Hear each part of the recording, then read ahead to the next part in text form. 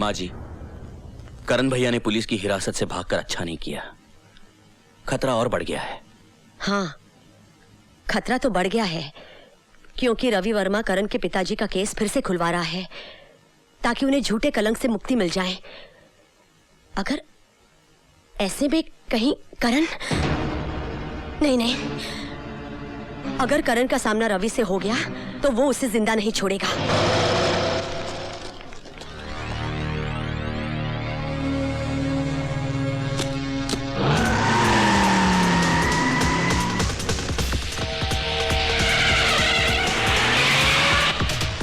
चल जल्दी रवि।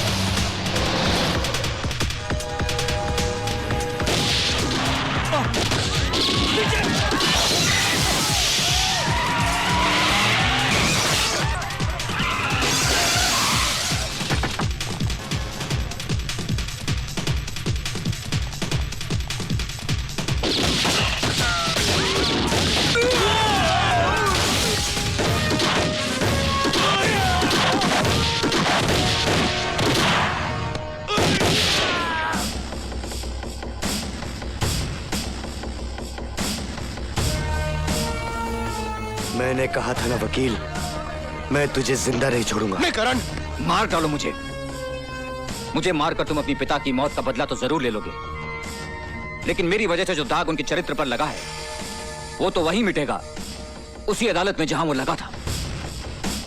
क्या तुम मुझे चंद घंटों की मोहलत नहीं दे सकते कि मैं वहां जाकर उन्हें बेगुनाह साबित कर दूं?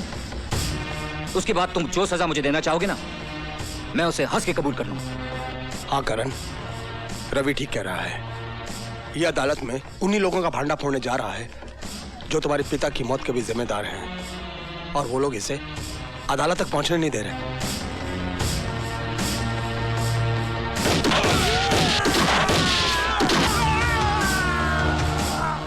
चल अदालत, दुनिया की कोई भी ताकत तुझे अदालत पहुंचने से नहीं रोक सकती।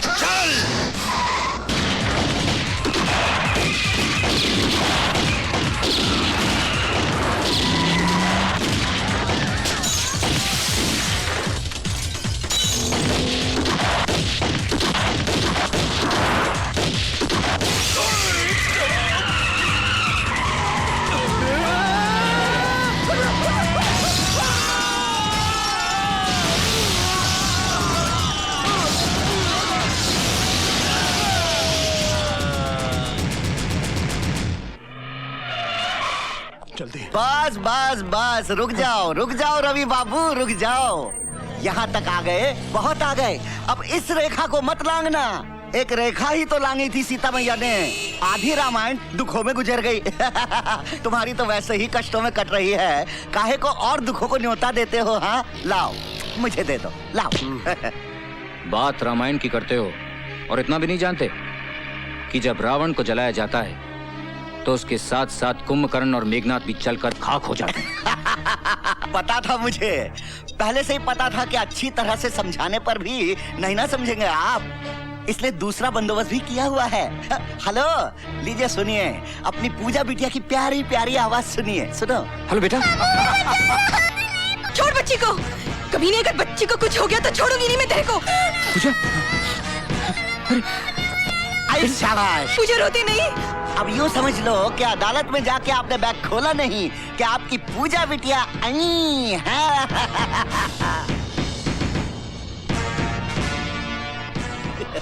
हरामजादे, तू क्या समझता है कि तू मौत का नंगा नाच नाचेगा तो मैं डर के अपने इरादे बदल लूंगा? You bastard. जल्दी। नहीं,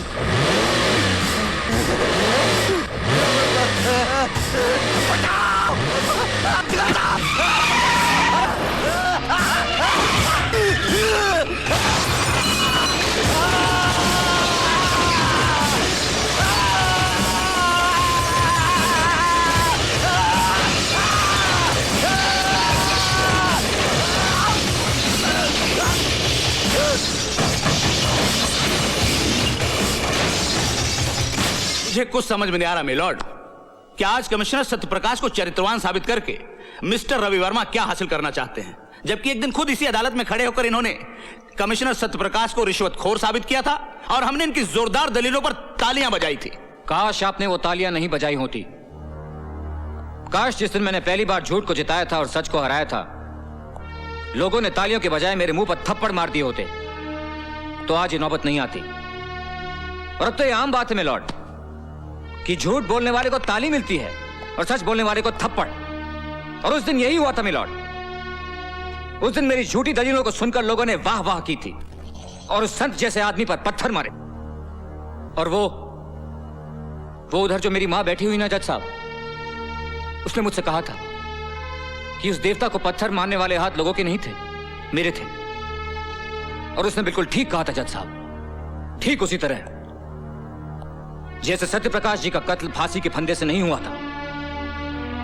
उस कत्ल के असली मुजरिम वो थे जिन्होंने फंदे बनाने वाले हाथों को खरीदकर उनका खून करने के लिए भेज दिया। भाषण बहुत हो गया मिस्टर रवि वर्मा। अगर आपके पास कोई नाम है और उसके खिलाफ कोई सबूत है तो पेश कीजिए, वरना खामखा अदालत का वक्त बर्बाद मत कीजिए। हाँ है, मेरे पास हर वो सबूत है।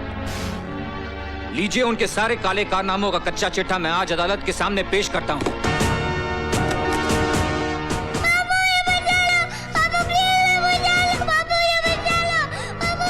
रवि, क्या बात है? कुछ नहीं, सोच रहा हूं धर्म, इंसाफ और सच्चाई की लड़ाई में गुरुओं ने भी अपने बच्चों को कुर्बान कर दिया था। देखता हूं आज उसकी अदालत में मेरी कुर्बानी क्या रंग लाती है।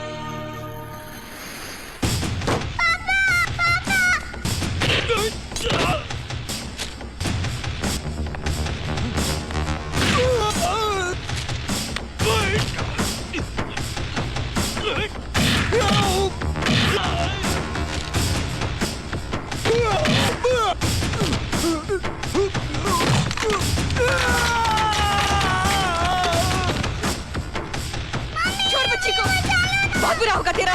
छोड़ बच्ची को, कभी नहीं। छोड़ दे बच्ची को, छोड़। उठा।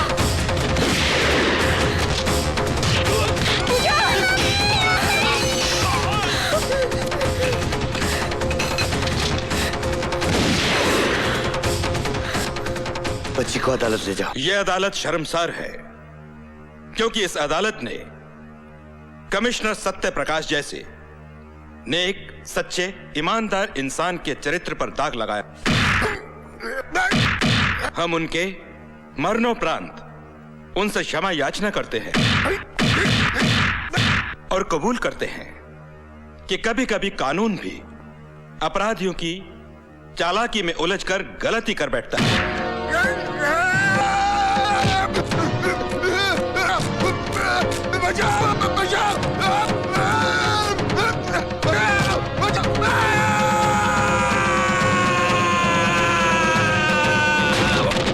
अदालत यह हुक्म जारी करती है कि कमिश्नर सत्य प्रकाश के खून के इल्जाम में तेजेश्वर सिंघाल को फौरन हिरासत में लिया जाए और इन पर बाकी मामलों के मुकदमे चलाए जाएं।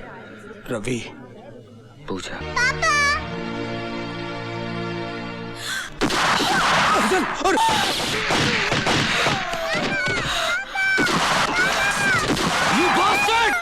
इंस्पेक्टर,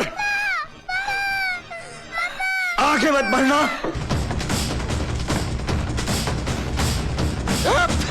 आगे हट जाओ, जाओ, हट जाओ।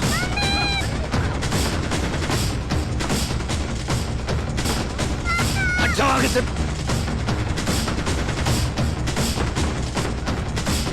हट जाओ।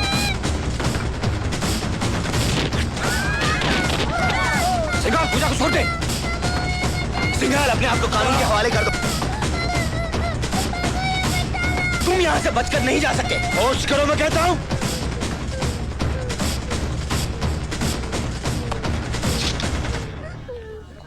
हट जा, हट जा, हट जा, लड़की को गोली मार दूंगा। हट जा।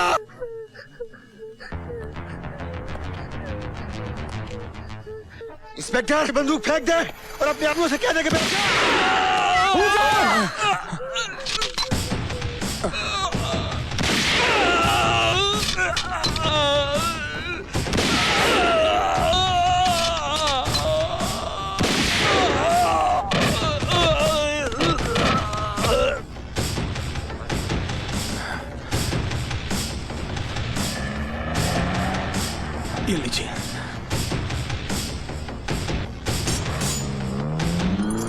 चलिए करण भैया। मेरा हिसाब फिर भी तुझ पर बाकी है वकील। हाँ मुझे याद है, लेकिन इसके लिए तुम्हें जेल से छूट के आना पड़ेगा। और तू क्या समझता है, कानून मुझे छोड़ देगा? नहीं। हाँ, छोड़ भी सकता है, बशर्ते तुम्हें कोई अच्छा सा वकील मिले।